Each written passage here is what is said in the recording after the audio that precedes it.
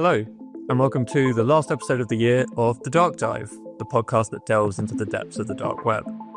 My name is Aidan Murphy, and I'm your host as each month we look at a different aspect of the dark web.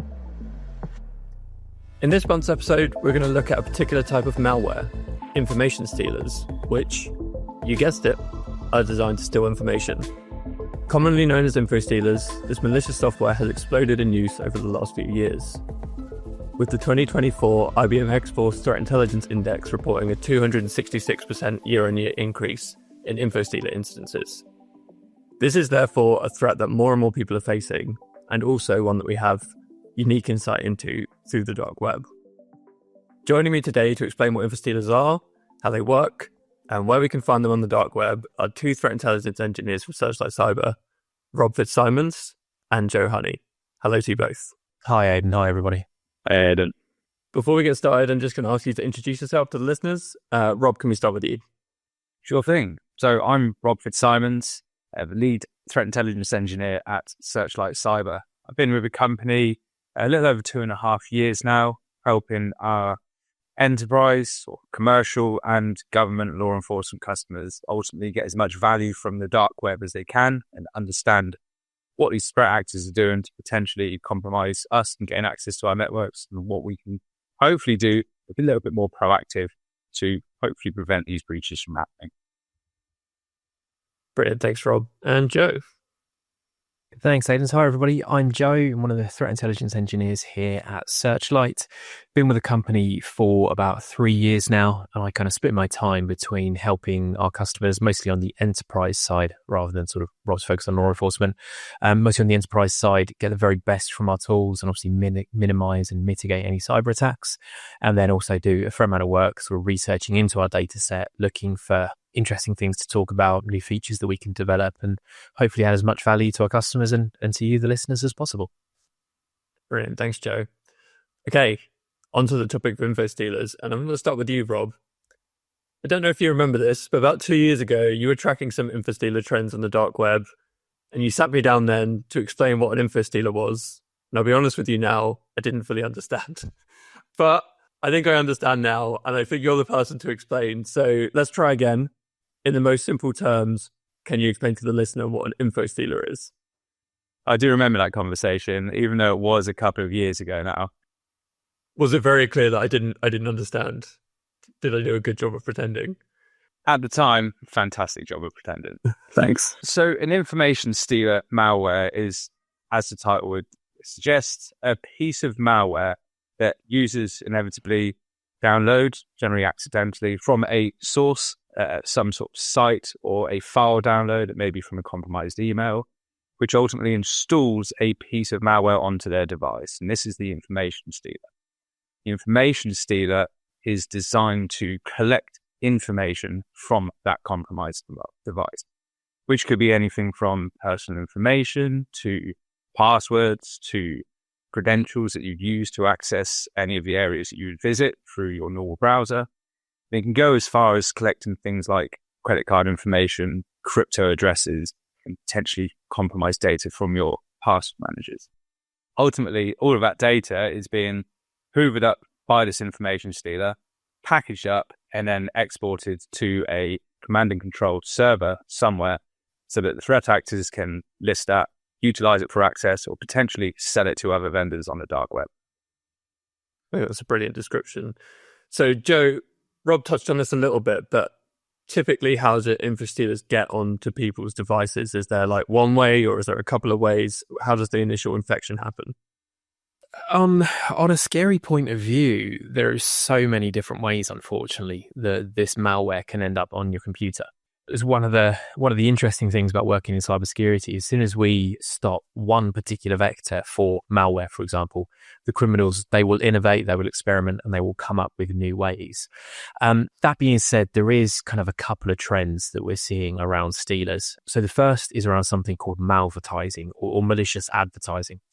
So what we're seeing here is the threat actors, running these malware campaigns, they will create a website that looks very similar to Zoom, for example, is kind of quite popular. They will then take out some Google adverts, promoting, free Zoom download, click here. They'll really try and promote that to make these adverts, these malicious websites look as attractive as possible. Once you then sort of click onto that website, you'll download an exe file or what you think is an exe file to install Zoom. The only problem is it'll install Zoom, but it will also install a few other pieces of software on your computer as well. And typically this would be, one or more types of Infostealer malware. So that's one kind of very common sort of way. Software like Zoom, AnyDesk, Adobe, any kind of popular sort of software you can see is often seen had sort of Google ads and stuff out there kind of promoting sort of malware and stuff. And we're recording this in December, so I guess this is a time where people should be particularly aware of this threat because we all receive tons of advertisement. It can be quite difficult to tell between, what's a legitimate Black Friday or Cyber Monday deal and what could potentially be malvertising. Is that right? Yeah, absolutely. And I mean, I've observed this mostly around sort of software sort of based stuff, but this malware can be attached to anything. I recently went shopping for my son's book home Christmas presents at Smith's. They're doing, they have sort of QR codes and things all over the store saying, scan here and get your free copy of our Christmas catalogue. Who's to say that QR code is actually a genuine sort of Smith's toy store ones, or is it actually someone who has, snuck that QR code, that link into an email, into the website, or just gone and stick it over those sort of things in stores? And that's kind of a quite nice little segue into sort of the second delivery channel for this malware is around email. Phishing has been around almost as long as, email has been around. We've all seen those emails, click here to download the latest catalog. You need to pay this invoice. Hey, Rob, can you proofread this document for me? Odds are that will contain something that's malicious as part of that. So these sort of phishing emails are kind of very popular, particularly in a business sort of type setting for delivering malware. And one of the third sort of more interesting sort of ways that we're seeing this malware be delivered at the moment is, funnily enough, is by YouTube. So obviously people don't want to pay for software. What's an Adobe license now for, a couple $100 per year, if not more. If you're a young person or a student, you don't necessarily have that money. So you'll go into the internet, you'll search, how can I get Adobe Photoshop for free, for example. It will take you for a YouTube video. This YouTube video will talk you through how to hack, this version of software so you can get it for free. And it will post a very convenient download link to click here to download Adobe with all the restrictions bypassed. You click on that, it's probably 50-50 as to whether you'll actually get, a working version of Adobe or whatever software you're looking for. But there's probably quite a high chance that you're going to pick up something that you don't particularly want to pick up as well. And when this malware is on your system, something that makes it different maybe from other types of malware like ransomware, which at some point will encrypt your computer and you'll know it's there. Infostealers, my understanding is they're always designed to remain dormant or to look dormant. You're not meant to find them. You're not meant to see that they're running in the background. In fact, the longer they can stay undetected, the better. Is that right? Yeah, very much. For stealer malware to be as effective as possible, it wants to see and get on your machine, start capturing data, and then just live there. Because over time, you're going to go onto more sites. You're going to create new Bitcoin wallets. You're going to save new passwords. The longer it can stick around without being detected, the more data it's going to get out of you. And obviously, the more valuable the log, the output of that malware is kind of going to be. Same as any software, though, there is variance. There is some malware, stealer malware that will go into your machine. It will execute once, steal as much as it can, and then it will automatically wipe and delete itself and try and cover its tracks. Obviously, if you don't know your passwords and things have been compromised, it gives the criminals kind of a bigger window to use that data before you go and you change your passwords and reset accounts and make their life harder. But yeah, there is others that do try and establish that sort of persistence and hang around for longer. Rob, did you want to come in on that? Yeah, I was just going to add to that point you made, Joe. For the most part, I think there is value in obviously evading detection, being persistent and collecting as much data as you can, because ultimately the data is that lucrative part, right? That's what's pushed out into the dark web, sold as logs and finances this threat actors activity. You also touched on the point of some of them not hanging around and sort of self-destructing is a term that's often used in information stealers. And VIDAR stealer is one that is particularly prolific for a number of years now. And that has been designed to almost do a sort of one-time collection of as much data from that compromised device as it can, package that up, exfiltrate it from the network, and then self-destruct the malware, but also try and remove any activity that is conducted in harvesting that information that is done on the system. Ultimately, the point of that is to remove its tracks, but prevent investigations into this activity, and ultimately understanding things like indicators of compromise from an analyst perspective, which makes it harder to develop capabilities and detection algorithms to be able to understand when this is in your network. So there's value on both sides of being obviously persistent, which might last for a shorter period of time, but might get you more value in the short term, or being a little bit more aggressive in deleting all of your activities so that you can potentially hang around for as long as someone like Vidar has, almost 6 years or so now.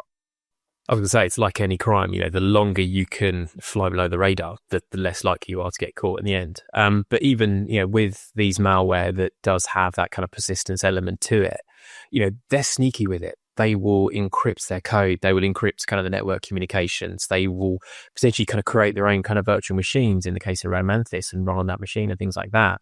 They will put in a lot of effort to kind of sit and kind of stay below the radar as well. So they're not just installing something and, you look on the start menu of your computer and you just see a new line there for Radamanthus stealer.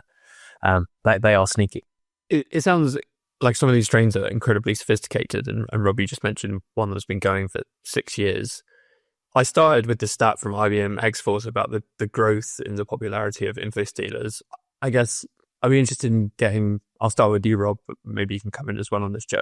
Your perspective on what's behind this trend. Why are people investing this time developing, this malware with these kind of capabilities? Well, why is it exploded in popularity? Rob, do you want to come in first? I mean, when we look at malware, particularly around information stealers, what we see being referred to quite a lot is malware as a service, or MAS. Just like ransomware as a service in the past, it's massively expanded the ability and the reach of ransomware capabilities. It's gone from the hands of a few to be able to deploy that capability to the hands of many. And the same is happening in regards to information stealers. If I develop an information stealer and I'm trying to deploy it single-handedly, I can only target so many people. And ultimately, to try and make as much money from that and make it as profitable as possible, I need to start pushing that out as a service to enable more people to leverage it. And I feel like that's ultimately what's happened with the information stealer side of things. It's become more of a sort of commercialized service, if you will, where you'll see services for monthly subscriptions or annual or lifetime subscriptions, which ultimately enable as many people to start accessing information stealer malware as possible with a relatively low price point, a low barrier to entry, and something that they don't necessarily need to manage. They just need to shoot out and potentially monetize. Yeah, I think it's a brilliant point, and thank you for bringing up the malware as a service perspective, because it was something I wanted to touch on. And I like how you framed it as well. Like, we saw ransomware as a service, over a few years becoming the dominant model on the ransomware side, where it still is, pretty much.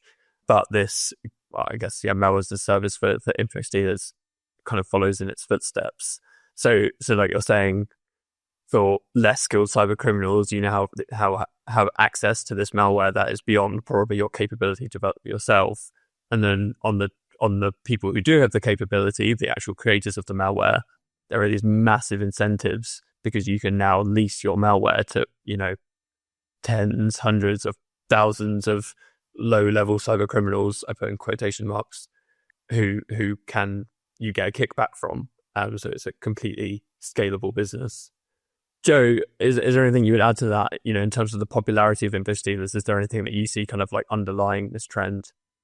Yeah, I mean, stealers aren't new. The first stealers were seen in the 90s, the very earliest days of the internet, when they were just being, sent around via email. And obviously people didn't really know better at that kind of particular point.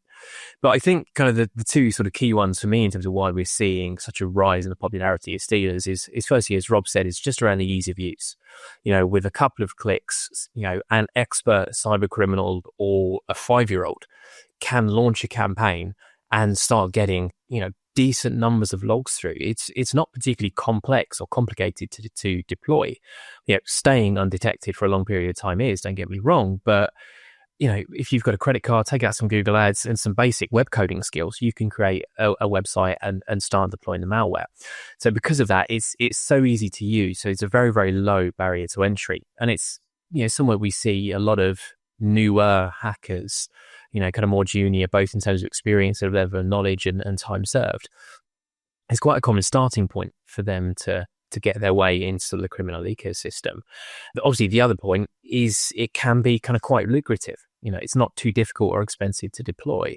But there was a campaign I was looking at recently. A threat actor was talking about how they were averaging about 700 Stealer logs per 1,000 sort of malware installations.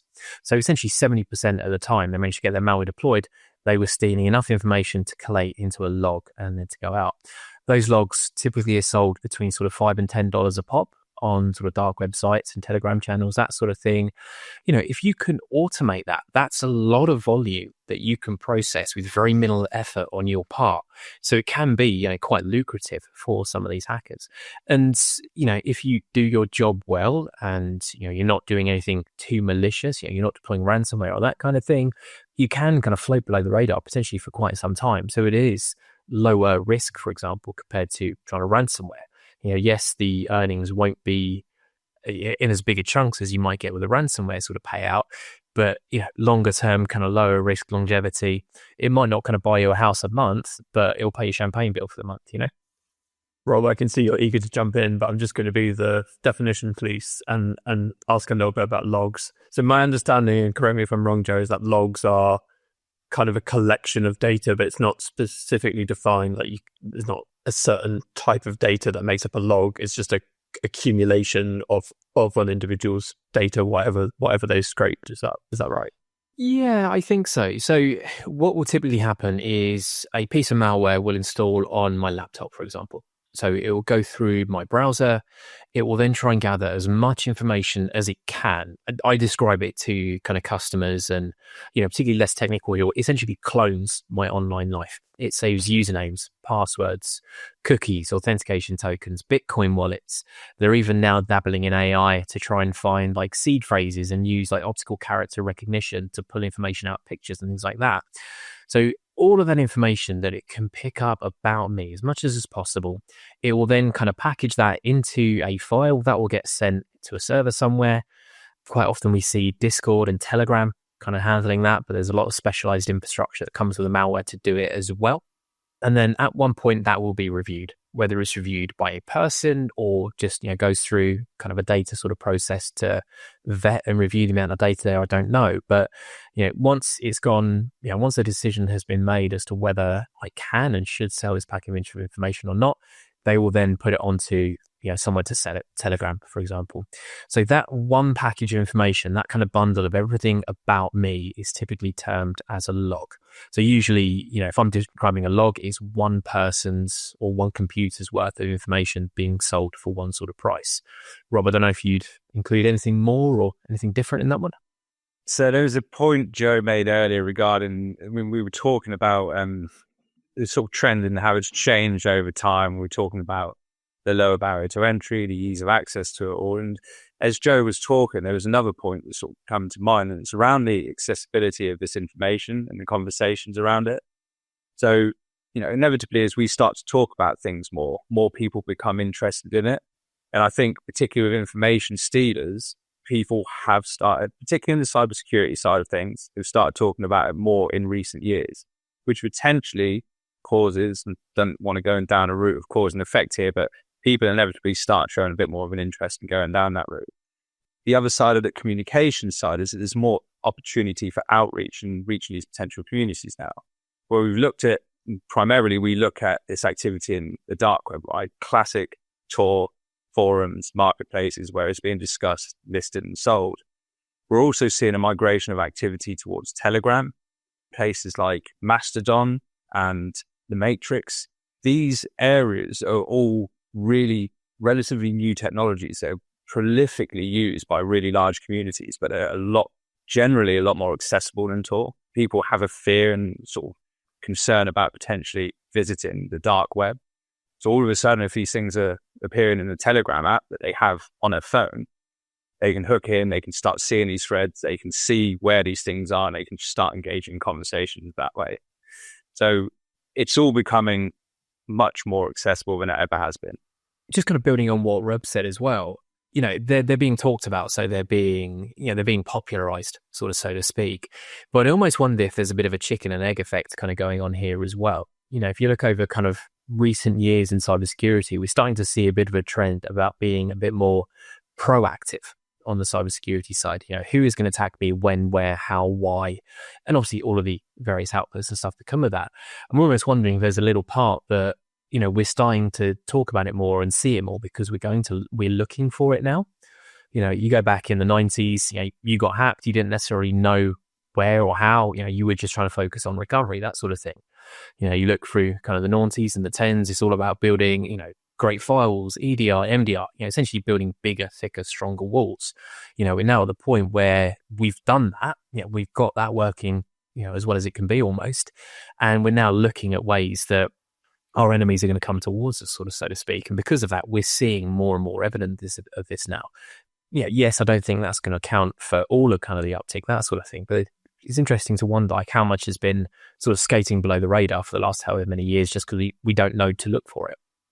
You actually just touched on something that I really wanted to talk about, because the reason I wanted to do an episode on Infostealers specifically, I guess compared to other types of malware, is because I think this is something that we have a unique insight into through the dark web.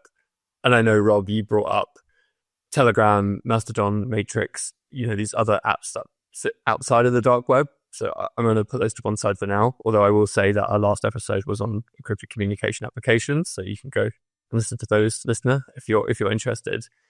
But focusing on the dark web specifically, where do we see Infostealers on the dark web? What is our insight to them from the data we collect from the dark web? Joe, I'm going to ask you. Unfortunately, you see them all over the dark web, and often logs are sold multiple times in multiple places. Generally speaking, kind of the main source of these logs will be on kind of auto shops and things like that. Because of the volume, because of the very easy, like, packaged kind of nature of a log, you don't need to answer too many questions. You can look at some headline figures, this country, this number of usernames and passwords, top 5 or 10 sites, for example. That can really easily be sold on an automated fashion. So for the listener, auto shops are automated marketplaces for digital goods. They're probably as close to Amazon as you're going to get kind of on the dark web, really. You click a couple of buttons, you purchase what you want, and it's delivered. So traditionally that has been one of the main places for selling these sort of stealer logs. Genesis Market is a famous example that was taken down recently by sort of law enforcement.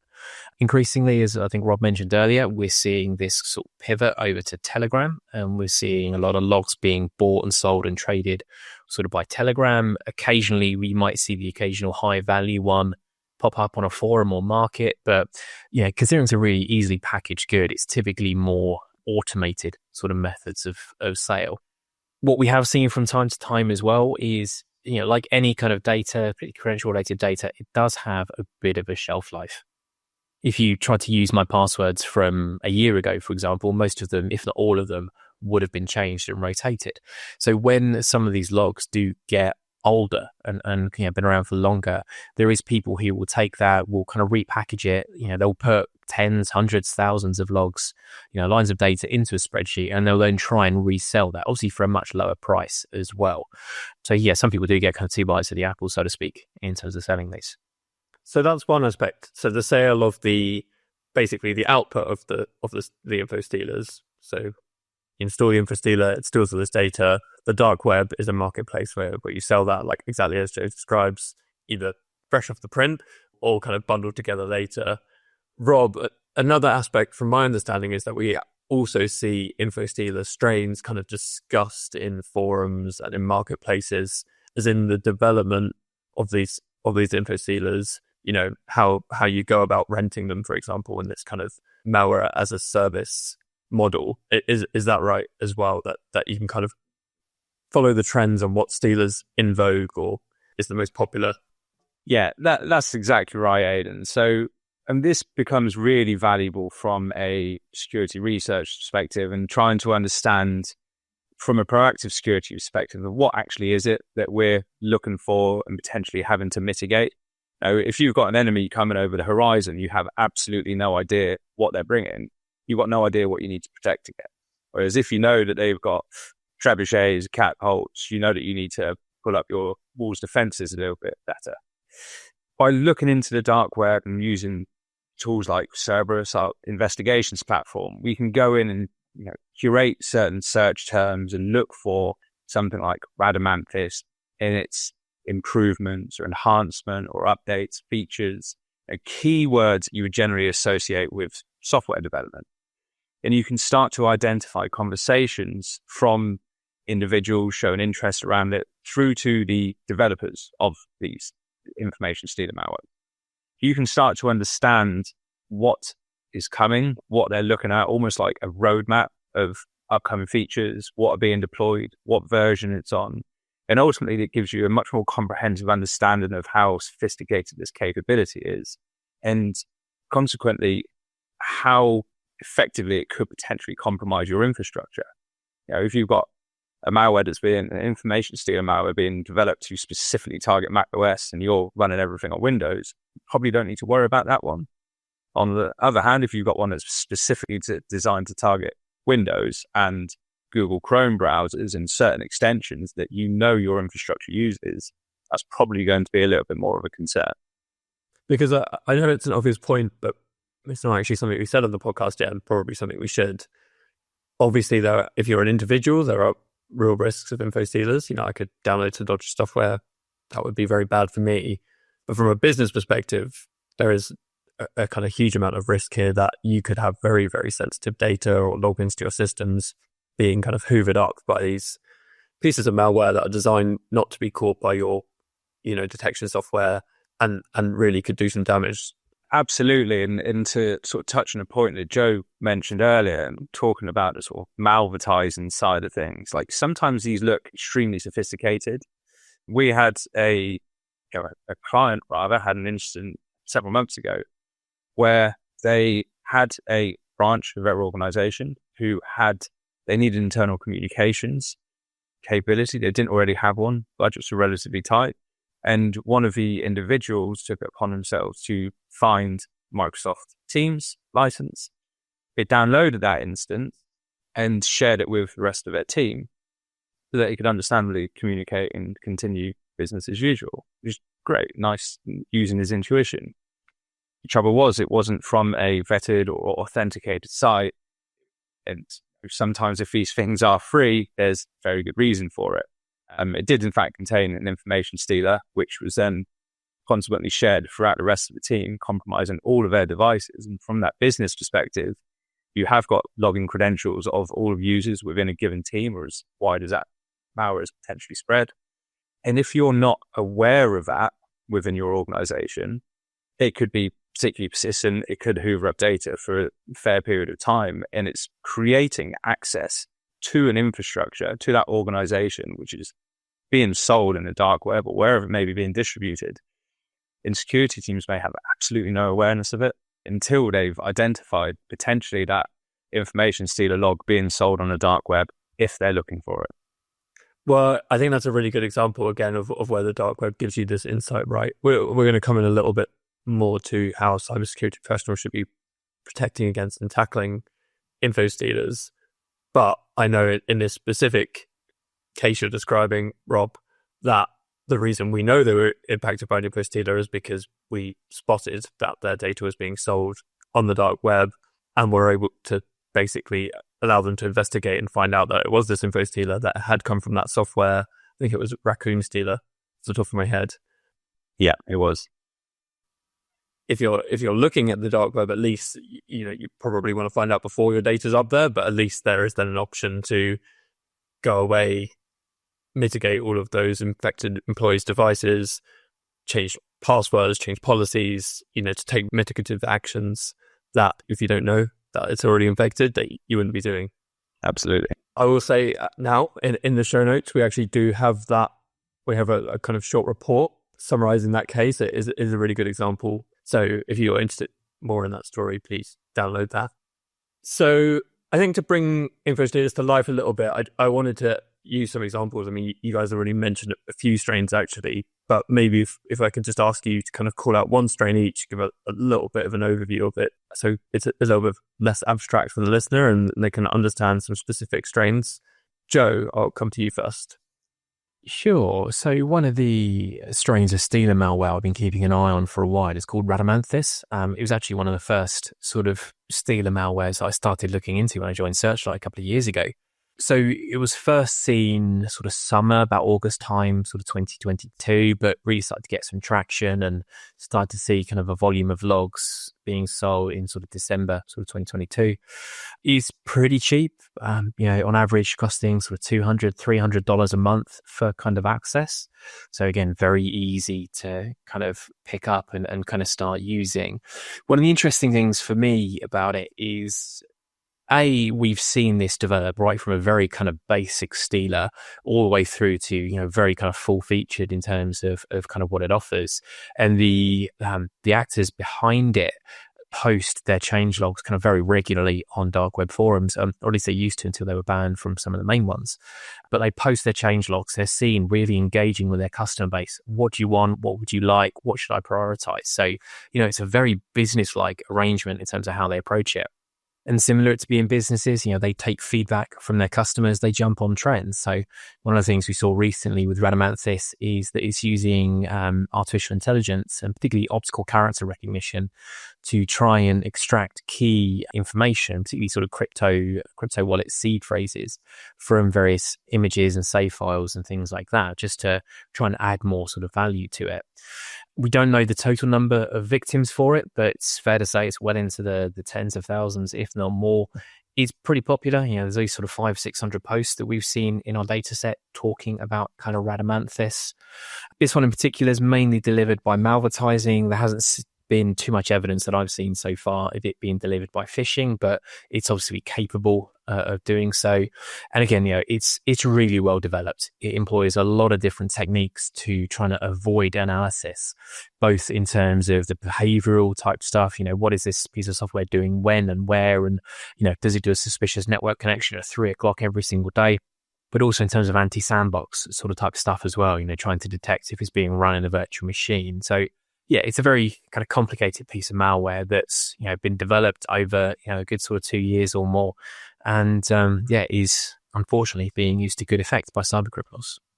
I think it's a great example, Joe. I think it really pulls out some of the things we've been talking about, the sophistication of this malware, the malware as a service model, like you say, taking on board customer feedback and this kind of stuff, which I think, again, for people who don't look at the dark web as much as we do, I think can often be a shock how much these are really run like businesses. Yeah, they're organized. They have channels for support. They have channels for sales. They have software developers. They have capability to launching bugs and feature requests and stuff. They run probably quite similar to most software businesses, obviously just a much smaller and much more illegal scale. Rob, what example did you bring to the table today? So, I was going to talk to Vidar to a certain degree, which I sort of covered off so far to a certain degree. I think Vidar has been particularly interesting from, again, the fact that it's been around so long. A lot of these information stealer malwares can be a bit of a flash in the pan, right? They're low barrier to entry, they're cheap, they can get spun up, pushed out for relatively little amounts of money, and maybe don't last very long, maybe for a few months, a year or so. Vidar is particularly interesting because it's been around since late 2018, which shows that it's growing a customer base, if you will. It is listening to feedback like Joe was talking to just now. People request certain updates to it. They develop it, or the developers of this information stealer malware continuously develop and improve it with additional functionality, additional capabilities to go across multiple platforms, target multiple web browsers, and extract more and more data from all the capabilities that we use to try and prevent our data from being hoovered up. So it's obviously, it's a very sophisticated information stealer malware that has, I hate to say it, but a lot of love being put into it by these criminals, which is ultimately why it's stood the test of time and is sort of monetizing, making a fair amount of revenue. I don't know what that figure is, but I'd be interested to find out. Again, particularly interesting from the fact that they do have communications on the dark web. We can see a number of users around discussing that activity and promoting updates across a number of different forums, generally Russian-speaking hacking forums like XSS and Exploit. But they've also got channels across Telegram and Mastodon, as I mentioned earlier. And I have read reports that indicate they also have conversations in Steam, the social media, social gaming platform. So it's another area that people try, or these criminal actors try and break out of some of these areas to reach new communities. One of the other malwares, to sort of put this on the other side, obviously Vida's fairly sophisticated, been around a few years. One of the other ones that I was looking at, which I've seen but not seen much of, and the reason in that is Infostealer. And the reason for that, it only appears to have been around for about a year or so. So our data set shows it was around sort of mid last year, 2023, and I haven't seen anything in our data set for the last few months. So it may have been going quiet for a bit. It may have just ceased to function altogether. But that was selling in a region of $200 a month or $1,200 for lifetime access. So again, relatively cheap. But if you think that someone's spinning this up, offering to provide all the updates and things for free for a lifetime access, $1,200, they only need a handful of people to sort of buy into it to make that actually quite a lucrative financial endeavor. And again, why Medusa I found particularly interesting was because of the areas in which it targets. And we generally think of information stealers as targeting organizations and individuals, particularly from like a business perspective, trying to get access to our networks and compromise organizations. Medusa was particularly prevalent in targeting online gaming platforms. One of the most targeted games in this case is Fortnite. And the malware in these cases was delivered through cracked or hacked versions of the games, which Joe alluded to earlier, but also looking to, once it's got in, capture not just the login credentials of the individuals, but the in-game purchases that these people are making. As we all know, online gaming market, particularly games like Fortnite, are extremely lucrative. There's a lot of money being traded in in-app purchase here. So these being able to target things like Fortnite enables a completely different revenue stream that we don't often consider on the information stealer side. Collecting these individuals' data, getting credit card information to, my wallets, mum and dad's wallets, trying to be associated with these games to allow their kids or themselves to play. And it's really hard to track, really hard to sort of identify that activity because not many people is going to own up to downloading a hacked version of a recently released game. I just heard parent listeners all around the world have shivers down their spines at the idea of this. Those are two really interesting examples. And I think, Medusa, so that, like you say, could be one of those flash in the pan ones. Maybe we'll never see it again, or maybe it will reemerge. But a great example of how specialized it can be. Really fascinating. So hopefully that's given people quite a good overview of what Infostealers are. And then the golden question is, how can they be tackled? I'm going to start from a law enforcement perspective because we've got a very recent example of a kind of successful operation against Infostealers, which is Operation Magnus, which disrupted the Red Line and Meta Infostealers. Joe, maybe could you tell us a little bit about that? Yeah, sure. So Operation Magnus was very recent. So on the 28th of October this year, the Dutch National Police, but there was a lot of other law enforcement organizations around the world. So FBI, Europol, Eurojust, our National Crime Agency in the UK were all involved. And basically they announced there was a targeted investigation into the infrastructure behind Redline and Metastealer. That investigation was probably at least 12 months or more in the making. And it resulted in at least 3 servers being taken down. 2 different web domains involved in kind of servicing that malware were taken down. There was 3 arrests, 1 in the US, sort of 2 in Belgium. So it was quite a significant blow into the infrastructure of these 2 stealers. Obviously, they haven't told us exactly where and how kind of the investigation started and what methods they used for obvious reasons. We do know that it started after some victims approached law enforcement with some useful information. And I believe there was an unnamed security company managed to identify some suspicious servers in the Netherlands. And, those two sort of chunks of information there were enough to kind of get things moving. Ultimately, law enforcement investigated. They managed to see sort of a couple of servers. They've only named one perpetrator, as far as I'm aware, a chap called Maxim Rudimitov. Interesting with him, he's believed to be one of the main developers and administrators behind the two pieces of malware, and he was identified from some pretty poor operational security. So operational security is the practice of how you stay safe and essentially anonymous on the dark web. Have completely separate email addresses for your dark web life, for your real web life, separate machines, computers, that sort of thing.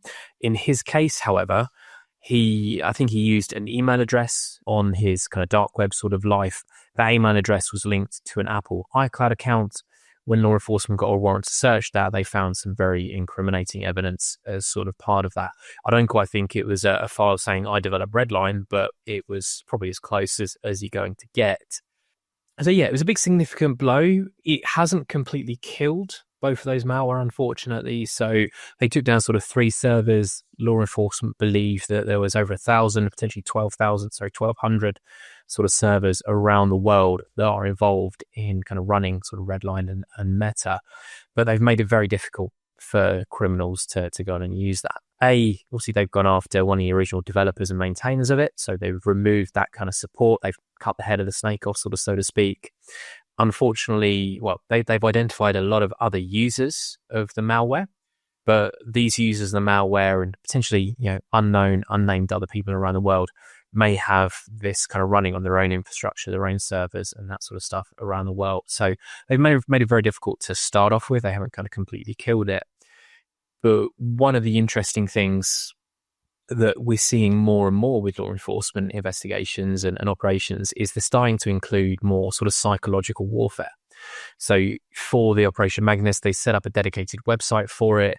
They posted some very interesting videos about what they were doing and why. They were almost sort of trolling kind of people, who are using this malware, describing them as VIPs, not very important people, very important to police. This sort of public posting of data, videos is kind of dipping into some of the tactics of the criminals, but it seems to be working. It's creating a bit of a stir, a bit of panic on forums and Telegram channels. People are starting to worry, do I need to burn all my computer equipment and start again? I'm really glad you brought that up. The parallels between this and Operation Kronos, which we've spoken about on previous podcast episodes, this law enforcement operation against Lockbit, which very similarly didn't completely topple the Lockbit group, but was clearly designed to discredit them. And this seems to have a very, very similar objective. And like you say, Joe, psychological element to it. So as an example, in the video, one of the videos you're describing, at the end, they say they've given VIP status to Meta and Redline users, where VIP means very important to police. This kind of threat that we have your data, we know who you are. So like you say, you can continue using the Meta and Redline malware, but you're using it at your own risk now. And we have shown that we can take down servers and we can arrest people. I think it's a really interesting element. I like that even in the Eurojust press release, they mentioned the video and they say the video sends a strong message to criminals showing that the international coalition of authorities was able to obtain critical data on the network and will shut down their criminal activities. So really, really leaning on this message that they're sending to people. They're really calling out that it's not just about the kind of technical takedown or even the arrests. It's about the message that is put out there to, I guess, users of Meta and Redline, but also other Infostealer strains. Rob, do we know much about Redline and Meta? Were they quite popular Infostealers before they were taken away? They were particularly popular. We've seen a lot of activity related to Redline, both Redline and Meta, over the last few years. And I think the sort of proof is in the pudding there with the fact that it was a concerted effort by global law enforcement agencies to take these guys down. We look in the past of, you mentioned Operation Kronos, when they took down Lockbit at the beginning of this year. it really showed how much of a focus they put on organizations, particular ransomware groups who have been particularly prolific. And we know there's a lot of ransomware groups going, but Lockbit were by and large the most prolific group out there, having a lot of activity all around the globe. Law enforcement know that, and they want to sort of, why take out one of the sort of smaller fish, if you will, when you can cut off a head of a snake and start to sow that sort of distrust around all of the other guys from using it. And I think we're seeing the same here. Redline and Meta have obviously been massively on law enforcement's radar. To have a concerted effort like this shows that they are important, and hopefully we'll start to see this. I mean, as Joe said, we have already seen conversations of people being concerned about, where do we go next? What information do they actually have about us? The likelihood is it's going to have a really significant knock-on impact of people starting to move away from using these, at least for a period of time, so they can sort of let the dust settle, see what they want to potentially do next. But that's ultimately positive. From an industry perspective, we might get a little bit of breathing space, and the information stealers and things might not be so prolific for the foreseeable future. But like all of these things, something will no doubt come in its place maybe next year, and it will be what's next. I think that's what we're all looking to at the moment, to understand what is next, where it's coming, and what can we potentially do about it. Yeah, I think just to give people an idea again, just on these specific Infostealers. So the data that the police said that these two Infostealers collected included usernames, passwords, automatically saved form data, such as addresses, email addresses, phone numbers, cryptocurrency wallets, cookies. So again, I know we've spoken about this a little bit already with the examples you've given, but I think it's just really important people understand like the breadth of the data this is taking. And the FBI did specifically call out, this is data that would allow the Infostealers or the people who had the logs to bypass multi-factor authentications. This is where it becomes really dangerous, because the measures that we usually rely on to protect us, such as having to give a second password or getting a code or your cookies, that's what this malware is designed to kind of bypass. And they did say this had impacted millions of users before this law enforcement operation, which is obviously a very big number. But as you say, Rob, I think it's right. It shows that Infostealers are in the crosshairs of law enforcement, if we want to put it that way. In the meantime, though, you have both called out quite a few different strains. People can't rest on their laurels and just assume law enforcement are going to, clean all the Infostealers up in the next couple of weeks or months. So from a cybersecurity professional perspective, I'm going to ask each of you, what do you recommend people should be doing or looking for, or things that we should be putting in place to either protect themselves from Infostealers or mitigate their effect? I'm going to start with you, Joe. Kind of good news and bad news. If you're doing a lot of the basics well, around cybersecurity, you are going to kind of minimize your risks. You're never going to completely eliminate it, because, ultimately a lot of stealer malware infections do come from human activity. And, it's often quite said, the weakest link in the cybersecurity chain is, the person connecting the keyboard and the mouse together. But if you're doing things like MFA, it's a really good way to stop that. It's not foolproof. If we go back to the Snowflake breach earlier in the year, a lot of the access gained there was said to be from credentials that were found freely available on the dark web, and from things like stealer malware. MFA wasn't active on any of those accounts, but having it in place could have stopped that. Equally as well, try and give this data as short a usable half-life as possible, particularly for kind of key points. If you're rotating your administrator passwords, once a month, if you're using a good kind of password manager, that sort of thing, to rotate these things through, this data is going to be dangerous for a much shorter period of time, which is obviously going to help out. Another kind of quite strong thing, particularly for sensitive infrastructure, is going to be using things like access control lists and allow lists. Why can someone in Russia potentially log into your server and do absolutely everything? You want to lock it down to one specific machine on one network somewhere that control and protect. If you can do those three things, that will do a good chunk of work for you. And then we add the obvious stuff in there on top. Make sure everything is patched, make sure any antivirus, EDR, MDR is up to date with the latest signature versions and indicators compromise as you can, and just try and educate your users as well. if you really need, a particular piece of software, go through approved channels to do it. Don't try and save a couple of quid by finding a moody version on Google or YouTube or whatever. Just pay the money, buy from a reputable source that you can check and audit and control. Yeah, brilliant. Thanks, Joe. Rob, is there anything you'd add on top of what Joe's just given us? I think Joe sort of covered all of the sort of key areas there. One thing that I would add that's understandably fallen out of Operation Magnus is the ESET's online scanner for Redline and Meta. Understandably falling out of this really broad campaign. If you go on to operation-magnus.com, you'll be able to see the information that's been put out by law enforcement following this takedown. And there's really good sources of advice, information around the operation. But this online scanner that ESET have provided for users to utilize to see if their device has been compromised by this particular information stealer that's either Redline or Meta. So it might be a good opportunity for users to go and have a look at something like that, see, at least scan their devices and understand if they have been potentially compromised by one of these information stealers. And then ultimately, as Joe said, start putting these processes into place, make sure that we're as secure as we can be, and ultimately being vigilant. No clicking on these links, no assuming that this new tooling that's going to answer all our problems in the lead up to Christmas is free for the next couple of weeks only. It's probably not a good idea to go download and just check before we do any of these things. If it looks too good to be true, it probably is. That's the one.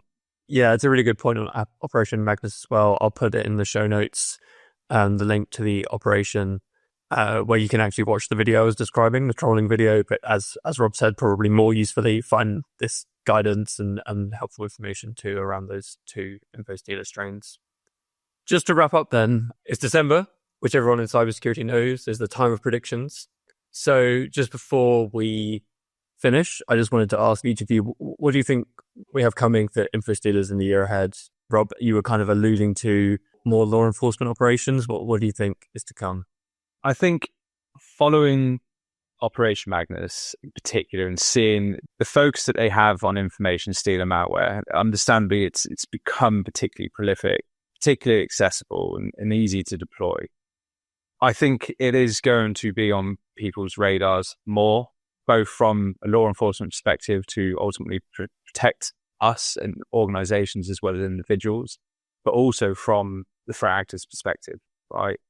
Yes, they are being targeted by law enforcement, but it is still lucrative and people in the criminal game ultimately want to make money. So I do think there will be an opportunity for somebody to potentially try and fill this void. Something is going to potentially have to come and fill the place of Redline and Meta. Whether it's going to be something new that lasts for the next few years or if it's going to be something for the next few months, who knows? But I don't think it's a conversation that's going to end at Christmas. Brilliant. And Joe, how about from your side? What's your prediction for Infostealers in the year ahead? Things are going to change. The dark web ecosystem, the cybersecurity ecosystem constantly changes. There's always new tools and techniques and stuff like that coming through. But as Rob said, I don't think stealer malware is going anywhere, unfortunately. It's proven to be lucrative and it's proven to be useful for the criminals. So until, us on the good side can take that usefulness away, it's always going to be there, unfortunately. I think we're going to see more focus from law enforcement on it. We've seen a couple of good sort of takedowns and stuff like that this year. I think that's going to accelerate, because they know how to do it now, but also it's a big deterrent and it stops a lot of follow-on stuff as well. If you can stop a particular type of stealer being involved, you can potentially stop 1, 3, 5, however many cyber attacks later on down the line that would have relied on the access and the credentials and stuff that came from that. So I think that is very much what we're going to see.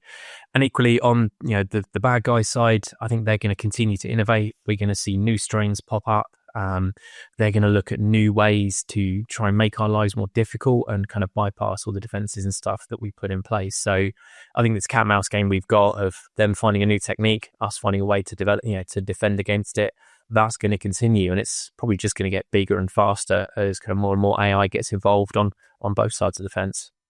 Brilliant. Well, I'm gonna put a positive spin on it and say, so there's going to be developments in Infostealers, but also it looks like some more wins for law enforcement in the year ahead, and hopefully with some good advice from you guys, some success on the cybersecurity side as well. And I think that's a good note to draw a line under this episode, and indeed this series of The Dark Dive. A big thank you to Rob and Joe for joining me, and a big thank you to all the listeners who have stuck with us through 2024 as we explore the deepest depths of the dark web. Fear not, The Dark Dive will return in 2025, and we'll be back tackling brand new topics and whatever the cybercriminal underworld has in store for the new year. Until then, follow us for free on Apple Podcasts, Spotify, YouTube, or whatever app you use to listen to your podcasts, and work your way through our back catalogue. And remember, if you have a question for us, a guest, or a topic you'd like us to cover, you can get in touch with us through the contact details in the show notes. Until 2025, stay safe.